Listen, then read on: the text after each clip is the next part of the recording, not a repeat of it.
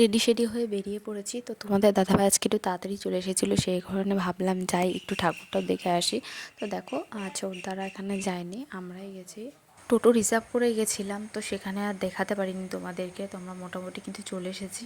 আর এখানে কাল বিসর্জন, আজ একটু ফাংশন রয়েছে, সেই কারণেই আসা। আর প্রচুর ভিড় হয়েছে, মানে মাঠের মাঝখানে পুরো হয়েছে, মানে মন্দির আছে তার পাশেই প্যান্ডেল করে ওখানে ঠাকুর তুলেছে। এই যে মায়ের মন্দিরটা তোমাদেরকে দেখিয়ে দিলাম, আর যে পাশে এই যে প্যান্ডেল হয়েছে, এখানে ঠাকুর হয়েছে। আর যেহেতু পুরো মাঠের মাঝখানে, সারা মাঠে দোকান টোকান বসেছে, আর মানে প্রচুর ভিড় হয়েছে, প্রচুর। তো চলো একটু মাকেও তোমাদের দেখিয়ে দিই। আর এখানে সামনে এত লোকজন দাঁড়িয়েছিল যে ভিডিওটাও ঠিকঠাক করে তুলতে পারছিলাম না। আমি গেছিলাম, তো পাশেই যে হাঁড়ি ভাঙছিল সেই দিদি, অয়ন, তোমাদের দাদা ভাই, তারপরে দাদা গেছিলো। মোটামুটি 5-6 জনা গেছিলাম, আরও 2 জনা গেছিলো।